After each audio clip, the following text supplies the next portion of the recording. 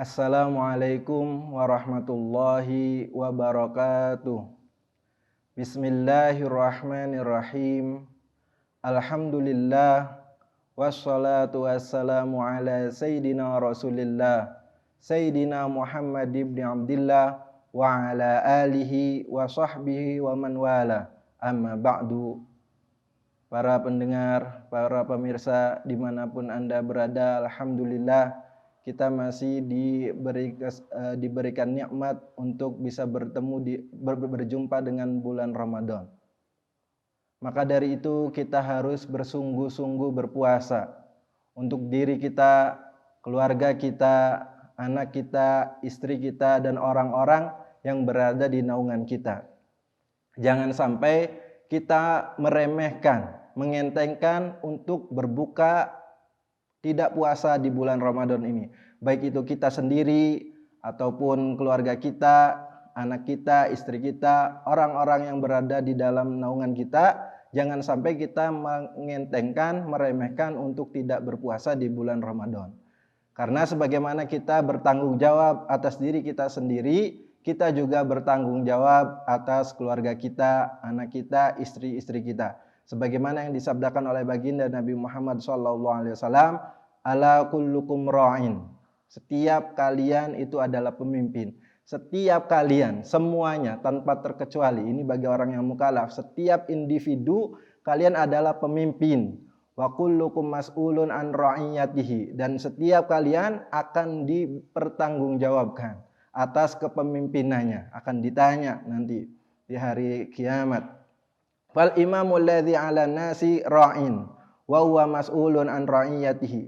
Al-imam, penguasa, alladzi 'alan nasi, yang memimpin orang-orang, memimpin manusia, wa huwa mas'ulun an ra'iyatihi. Dia akan dimintai pertanggungjawaban atas yang ia pimpin.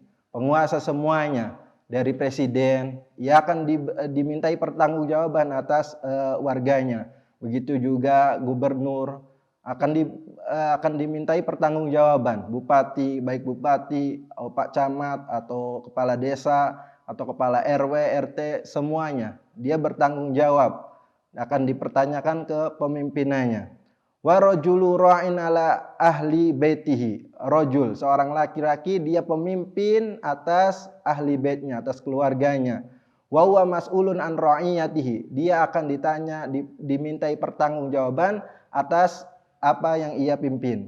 Wal mar'atu ra'iyatun ala ahli baiti zaujiha. Begitu juga perempuan.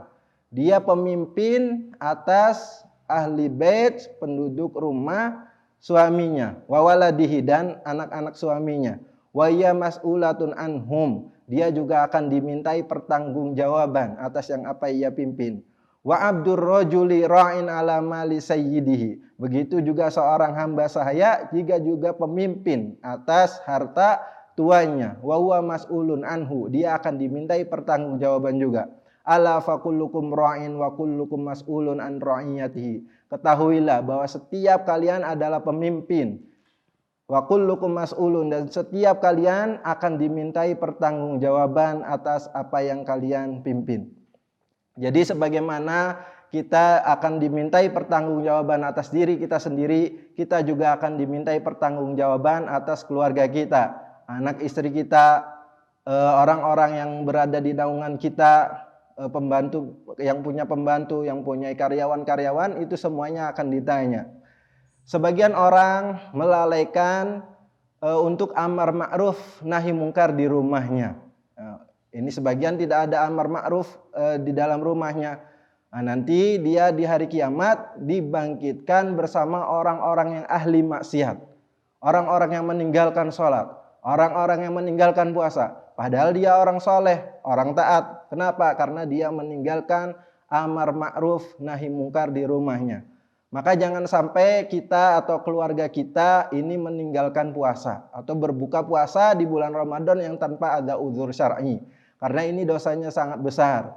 Dan seandainya kalau kita puasa seumur hidup kita untuk menggantikan puasa yang kita tinggalkan di bulan Ramadan, itu tidak akan tergantikan. Nah, ini maka berbuka puasa di bulan Ramadan tanpa uzur syar'i dosanya sangat besar. maka dia harus bertaubat, langsung bersegera bertaubat. Ya, kemudian dia harus mengqadha puasanya langsung setelah Ramadan. Ya, karena ini sangat hukumannya sangat berat sekali bagi orang yang meninggalkan puasa di bulan Ramadan. Itu yang sebagaimana disebutkan oleh baginda Nabi Muhammad SAW, bahwasanya beliau bermimpi, ya, didatangin 2 orang laki-laki, kemudian 2 orang laki-laki tersebut memegang tangan baginda Nabi Muhammad SAW, kemudian dibawa ke suatu gunung. Kemudian 2 orang tersebut berkata, "Is'ad, ya Rasulullah," memerintahkan Rasulullah untuk menaiki gunung tersebut, untuk mendaki gunung tersebut. Baginda Nabi Muhammad SAW menjawab, "Inilah utikuhu, saya tidak mampu." Kedua orang tersebut berkata,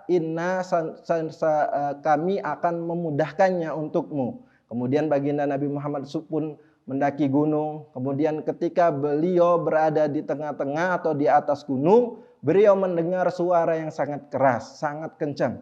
Ini Rasulullah bertanya, "Ini suara apa?" Kedua orang tersebut menjawab, "Ini adalah suara teriakan ahli neraka." Kemudian beliau berjalan lagi, beliau pun menemukan sekelompok kaum, mereka bergelantungan, ya, di atas tumitnya. Jadi kepalanya di bawah, kakinya di atas. Kemudian di sini di bagian bibir, di pipi ini, dia ini sobek, mengalir darah. Rasulullah bertanya, siapa itu mereka? Mereka adalah orang yang berbuka puasa sebelum waktunya tiba. Nah, ini jadi orang yang berbuka puasa sebelum datang waktu maghrib, nah itu mereka akan dihukum nanti, digelantungkan, disobek ininya, kemudian mengalir darah. Nah ini, atau dia itu tidak berpuasa sama sekali, atau berpuasa tapi setelah masuk waktu subuh dia masih makan sahur, akhirnya puasanya batal. Nah, mungkin ini adalah sebabnya adalah muadzin. Muadzin yang sebelum waktu maghrib dia sudah azan duluan, akhirnya orang-orang pada buka, puasanya batal semuanya. Atau muadzin yang telat azan subuh, sudah masuk waktu subuh dia belum azan, 10 menit kemudian baru azan, maka orang-orang masih pada makan sahur, orang-orang puasanya batal semuanya. Maka muadzin ini akan bertanggung jawab atas orang-orang yang tadi puasanya batal. Ini maka kami himbau untuk muadzin harus amanat di dalam menjalankan azan, ya. Dia harus tahu waktu masuknya sholat, kapan waktu masuk subuh, kapan waktu masuk maghrib, dia harus mengetahui itu semuanya. Dan jamnya harus disesuaikan, harus ditepatkan, jam masjid, jam-jam musola harus benar, nggak boleh lebih ataupun kurang. Kalau lebih, ini nanti azan subuh bisa azan subuh bisa ketinggalan, atau kurang, nanti sebelum waktu maghrib dia sudah azan. Jadi jam juga penting, ya, jam penting. Muadzin juga harus amanat karena dia akan bertanggung jawab pada puasa-puasanya orang-orang lain. Atau mungkin sebabnya ini adalah fatwa-fatwa yang ngaco, fatwa-fatwa yang aneh, yang gharib. Ini ada fatwa-fatwa juga bahwasanya kalau dia ini katanya kalau dia lagi makan atau lagi minum kemudian datang waktu azan, lah ini boleh katanya diselesaikan sampai azan selesai. Nah, ini fatwa yang aneh. Meskipun dia bersandar kepada hadis, "Idza sami'a ahadukum munida wal ina'u 'ala yadihi fala yad'hu hatta yaqdiya hajatahu minhu." Idza sami'a ahadukum nida, jika kalian mendengar azan, wal ina'u 'ala yadihi, kemudian wadah makanan itu berada di tangannya, fala yad'hu, enggak boleh diselesaikan, hatta yaqdiya hajatahu, sampai dia menyelesaikan hajatnya, sampai dia menyelesaikan makannya atau minumnya. Nah, ini meskipun dia itu bersandar kepada hadis ini, tetap kita katakan fatwa ini aneh. Kenapa? Fatwa ini ngawur, ngaco. Kenapa? Karena ini bertentangan dengan ayat Al-Quran. Wa kulu washrobu hatta yatabayyana lakumul khaytul abyadu minal khaytil aswad minal fajri.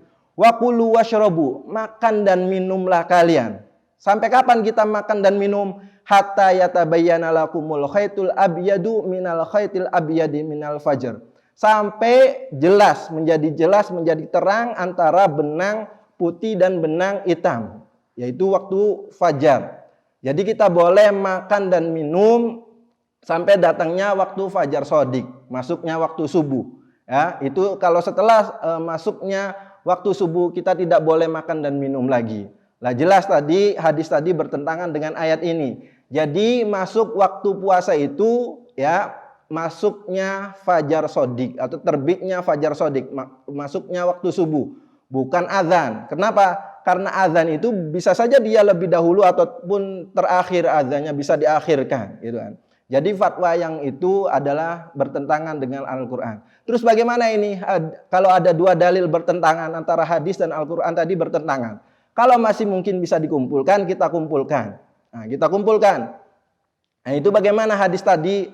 Nah, itu tempatnya hadis tadi itu azan yang pertama, ya. Tempatnya hadis tadi itu azan yang pertama, karena Rasulullah SAW itu mempunyai dua azan, mempunyai dua muadzin, yaitu Sayyidina Bilal dan Sayyidina Ibnu Ummi Maktum. Ya, ini Sayyidina Bilal azan di malam hari, ya, itu kan di malam hari. Kemudian Sayyidina Ibnu Ummi Maktum ini azan di waktu masuknya waktu subuh, yaitu terbitnya fajar shodiq. Maka hadis tadi itu tempatnya di azan yang pertama, ya, azan pertama sebelum subuh. Karena subuh ini disunahkan azan yang pertama, sebelum waktu subuh, kemudian di waktu subuh. Mungkin di Indonesia jarang yang mengamalkan ini, tapi di Arab kita masih menemukan, di Yaman masih azan subuhnya 2 kali. Jadi 1 jam sebelum masuk waktu subuh itu ada azan, kemudian datang waktu subuh azan lagi. Jadi tempatnya hadis yang tadi itu di azan yang pertama. Di azan yang pertama kita masih bisa menyempurnakan makan dan minum kita. Tapi kalau sudah azan yang kedua, masuk waktu subuh, terbit fajar shodiq, ini sudah tidak boleh makan lagi, ya.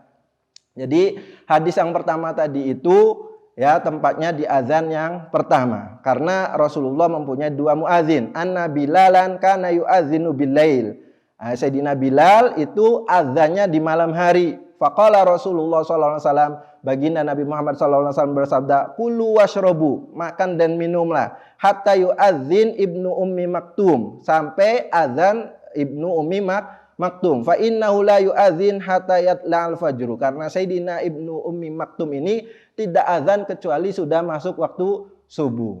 Nah, ini kalau tidak mau dikumpulkan bagaimana antara hadis tadi dengan Al-Quran tadi?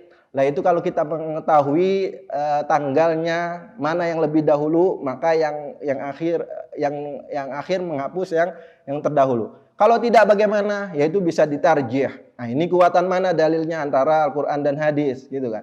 Kalau emang hadisnya sahih, tapi ini Al-Quran mutawatir, jelas lebih kuat daripada hadis tersebut. Nah, ini maka ini hati-hati ini ya dengan fatwa-fatwa yang aneh-aneh. Ya, fatwa yang aneh, katanya kalau sudah masuk azan masih boleh makan dan minum sampai selesai azan. Nah, ini bertentangan dengan Al-Quran. Karena masuknya waktu subuh itu terbitnya fajar shodiq, ya, bukan azan, ya. Sekali lagi karena azan mungkin bisa terlambat. Kemudian ini mungkin juga sebabnya orang-orang yang nge-share, yang membagikan fatwa-fatwa tersebut, dibagikan ke grup-grup, kemana-mana kayak gitu di medsos. Nah, dia juga akan bertanggung jawab. Maka dia juga harus berhati-hati. Wallahu a'lam bishawab. Waradul ilmi la aslamu ahkam. Wa sallallahu ala sayyidina Muhammadin wa alihi wa sahbihi wasallam. Walhamdulillahi rabbil alamin. Tsumma assalamu alaikum warahmatullahi wabarakatuh.